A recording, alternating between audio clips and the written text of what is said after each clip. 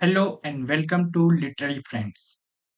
Welcome to the world of language, linguistics and literature, a paradise of confusion.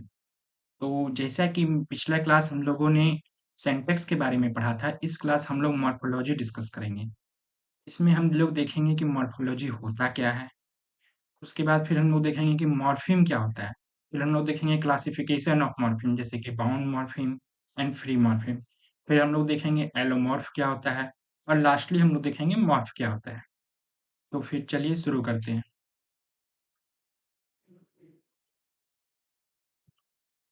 तो सबसे पहले जो होता है मॉर्फोलॉजी। मॉर्फोलॉजी क्या है कि मॉर्फोलॉजी बेसिकली जो वर्ड्स होता है, वर्ड फॉर्मेशन कैसे होता है, वर्ड्स किस तरह से वर्ड्स को फॉर्म किया जाता है, क्या उसके रूल्स होते हैं।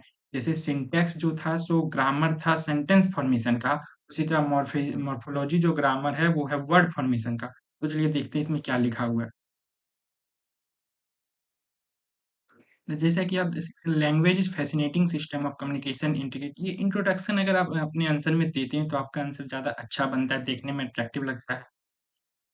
इसमें क्या हुआ, morphology is a branch of linguistic that explores the internal structure and formation and classification of words.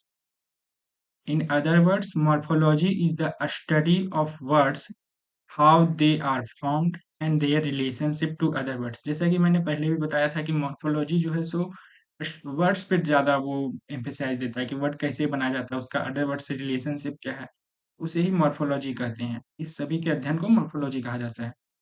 It analyses the structure of word, कि एक वर्ड का स्ट्रक्चर क्या होता है, पार्ट्स ऑफ वर्ड, वो कौन सा पार्ट ऑफ स्पीच में कौन सा पार्ट में वो लाई करेगा।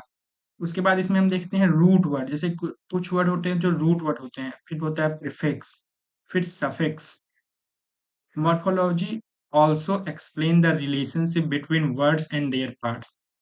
ठीक है, जैसे नाउन फ्रेज, वर्ब फ्रेज, तो वो कैसे आपस में रिलेट होते हैं, कौन सा वर्ड के साथ कौन सा वर्ड आएगा। ये थोड़ा सा यहाँ पर भी आता है, सिंटेक्स में भी आता है, यहाँ पर भी आता है। अब देखते हैं हम लोग जो मॉर्फोलॉजी का डेफिनेशन है वो अलग अलग लिंग्विस्ट, जो फेमस लिंग्विस्ट है वो क्या देते हैं। तो मॉर्फोलॉजी, सबसे पहले मॉर्फोलॉजी का डेफिनेशन जो है सो नोम चॉम्स्की का डेफिनेशन देखते हैं हम लोग कि नोम चॉम्स्की क्या कहते हैं मॉर्फोलॉजी के बारे में। तो उनके अनुसार morphology is concerned with internal structure of word and rules governing word formation. फिर हम लोग देखते हैं Peter Matthews. Morphology is the branch of linguistics that deals with internal structure of words and rules for forming words from their subparts called morphemes। फिर एक और definition है mark and Kristen का। Morphology is the study of internal structure of words and the rules by which they are formed।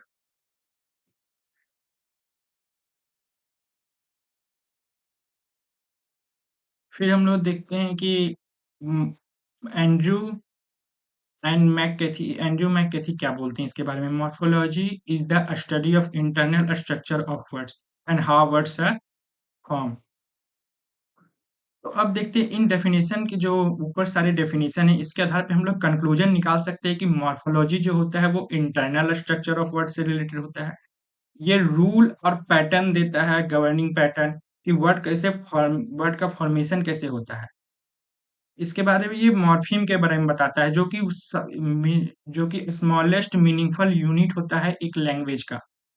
फिर ये जो है so combine and interact to create different words, कि कैसे कंबाइन करता है दो वर्ड्स आकर, कैसे इंटरेक्ट करता है एक न्यू वर्ड बनाने के लिए। जैसे कि अनलाइकली, फादरहुड, तो ये सब क्या है कि दो वर्ड से मिल के बना हुआ है ये सारे वर्ड्स जो हैं सो। इसके अलावा ये process of word formation such as affixation, compounding, derivation and inflection, ये टॉपिक्स, ये अलग से टॉपिक्स आपको पढ़ने पड़ेंगे। अगर आप मुझे बोलिएगा, आप कमेंट कीजिएगा तो मैं इस पर भी एक वीडियो बनाऊंगा। उसके बाद यहाँ पर आता है how words are organised and structured within a language, कि कौन सा वर्ड को नाउन के कैटेगरी में रखना है, किसे वर्ब के कैटेगरी में रखना है, किसे एडवर्ब के कैटेगरी में रखना है। ये सब के बारे में भी हम लोग सीखते हैं कि उसमें इस सब के बारे में भी हम लोग जानते हैं मॉर्फोलॉजी के थ्रू। इसीलिए इसको ऑर्गेनाइज एंड स्ट्रक्चर्ड। फिर how words convey meaning and contribute to linguistic system, कि कौन सा वर्ड कैसे मीनिंग कन्वे करेगा। अब जैसे कि बहुत सारा सफिक्स और प्रीफिक्स जो होता है वो अलोन कोई भी मीनिंग क्रिएट नहीं करता है, बट अगर वो किसी और वर्ड के साथ आ जाता है तो वो मीनिंगफुल हो जाता है। तो वो चीज भी हम लोग इसमें देखते हैं।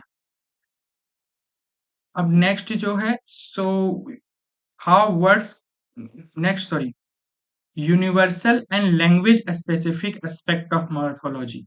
अब जैसे कि लैंग्वेज स्पेसिफिक, कोई भी वर्ड होगा वो एक लैंग्वेज का होगा, तो उसी के बारे में इसमें बताया जाता है। इसका जो रोल होता है वो लेक्सिकोग्राफी यानी कि डिक्शनरी में भी होता है, कि डिक्शनरी फॉर्मेशन, जो डिक्शनरी को कैसे उसमें सारे वर्ड्स को कलेक्ट करके किए जाते हैं, उसमें भी इसका रोल होता है। अब चलिए हम इसका एक एग्जाम्पल के थ्रू समझते हैं कि आखिर मॉर्फोलॉजी होता क्या है। तो morphology is the branch of linguistic that analyses the structure and formation of word in a language. अब एग्जाम्पल लेते हैं जैसे कि अनहैप्पीनेस। अन यहाँ पे जो है सो अन जो है सो प्रीफिक्स हो गया, हैप्पी जो है सो रूट वर्ड हो गया यहाँ पर देखिए, और जो नेस जो हो गया सो सफिक्स हो गया। इन तीनों से मिलकर अनहैप्पीनेस बनता है। तो ये सारे का जो रूल होता है कि कैसे कौन सा वर्ड मिलेगा तो न्यू वर्ड बनेगा, ये सारी चीज जो है सो मॉर्फोलॉजी के तहत ही आते हैं। अब नेक्स्ट एग्जांपल देखते हैं वॉक। वॉक हो गया, ये वॉक इसमें रूट वर्ड है, और ईडी जो है सो सफिक्स है, और इसको लगा के पास्ट टेंस हम लोग इसका कर देते हैं, वॉक वॉकड वॉक वॉकड। फिर है रीऑर्गेनाइज। अब यहाँ पर री जो है सो प्रीफिक्स है जैसा कि आप लोग जानते हैं, और ऑर्गेनाइज जो है सो रूट वर्ड है। इन दोनों को मिलाकर एक हमारा जो न्यू वर्ड बनता है वो होता है रीऑर्गेनाइज। अब देखिए the morpheme combines to create the meaning of arranging and structuring again और डिफरेंटली। एक ही वर्ड को अलग अलग तरह से, मतलब कि कभी प्रीफिक्स कभी सफिक्स, ऐसे करके वो न्यू वर्ड फॉर्मेशन में हेल्प करता है।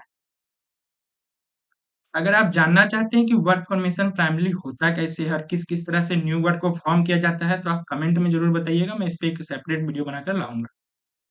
अब हम लोग चलते हैं मॉर्फिम क्या होता है और उसके क्लासिफिकेशन। तो मॉर्फिम जैसा कि आप लोग जानते हैं, smallest meaningful unit of language.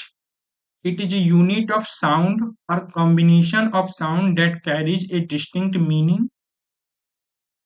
Morphemes can individual words, prefix, suffix, or even smaller units that cannot stand alone or as independent word.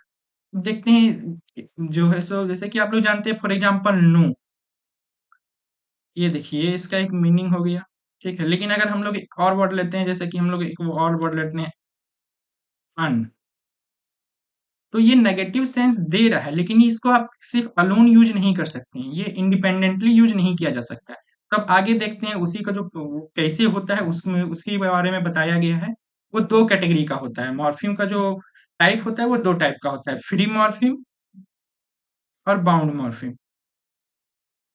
तो फ्री मॉर्फिम वो मॉर्फिम होता है जो कि अलोन स्टैंड कर सकता है, जैसे कि कैट हो गया, बुक हो गया, रन हो गया, डॉग हो गया। ये सारे वन जो है सो अलोन स्टैंड करते हैं और मीनिंग देते हैं। बट कुछ वर्ड्स ऐसे होते हैं जो अलोन स्टैंड नहीं करते हैं, वो जो है सो किसी के साथ आते हैं, अटैच्ड होके आते हैं, जैसे कि प्रीफिक्स हो गया, यहाँ पे देखिए आप अन हो गया अंडू, फिर सफिक्स हो गया जैसे कि ई आर इन वर्कर, इसी प्रकार इनफिक्स हो गया, ठीक है। लेकिन यहाँ पे हम लोग को ध्यान रखना है कि मॉर्फिम जो होता है सो दोनों तरह का मीनिंग देता है, सिमेंटिक मीनिंग भी देता है और ग्रामेटिकल मीनिंग भी देता है। सो इसका दोनों फंक्शन होता है, सिमेंटिक फंक्शन भी होता है, ग्रामेटिकल फंक्शन भी होता है, ठीक है। वो आगे की क्लास में मैं इसे अच्छे से एक्सप्लेन करूंगा। देखिए semantic morpheme carry meaning related to concept और ideas, while grammatical morpheme express grammatical relationships such as tense, number, or case. By analyzing by analyzing morphemes and their combination, linguists can understand how words are formed. देखिए जैसा मैंने पहले भी बताया कि morphology का सारा खेला जो है सो वो वर्ड फॉर्मेशन के, कि एक शब्द को बनाया कैसे जाता है। किसी भी लैंग्वेज में एक न्यू वर्ड क्रिएट करने के लिए उसके पीछे कुछ रूल होता है, उस रूल के हिसाब से एक नया वर्ड को बनाया जाता है। वही सबका जो स्टडी होता है वो सारे मॉर्फोलॉजी के तहत आते हैं। अब हम लोग नेक्स्ट देखते हैं, जो हम लोग का टॉपिक है वो है एलोमॉर्फ। एलोमॉर्फ क्या होता है? ये वेरिएंट होता है मॉर्फिम का। देखिए, variant of morpheme. A morpheme is the smallest unit of meaning in a word.